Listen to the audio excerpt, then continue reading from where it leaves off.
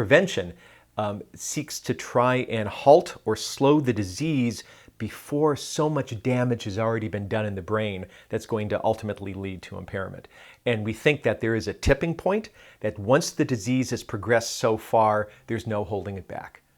Hi, I'm Marty Sliwinski. I'm a professor of Human Development and Family Studies here at Penn State University, where I direct the Center for Healthy Aging. Dementia is a general umbrella term that refers to conditions that are associated with a progressive decline of cognitive ability. Alzheimer's disease is one particular type of dementia that accounts for about 60 to 80% of all cases of the 7 million cases in the United States. The biggest take-home message would be that of prevention.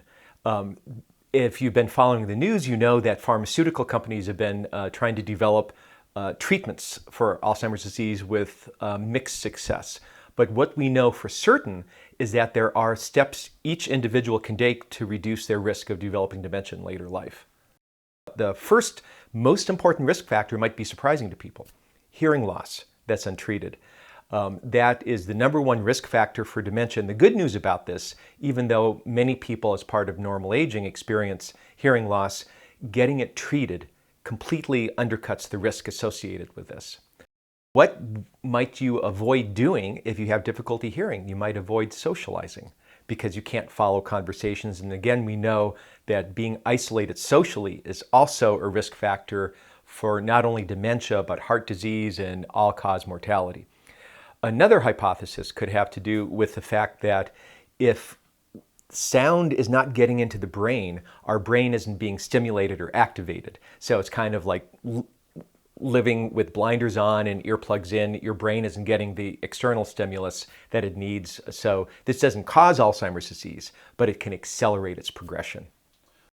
With cognition, we don't have great tests that can track subtle changes that would need to be able to identify individuals at a point in time where prevention could still work. So what we've done is develop a system that uses mobile phones to administer very, very brief cognitive tests, less than a minute.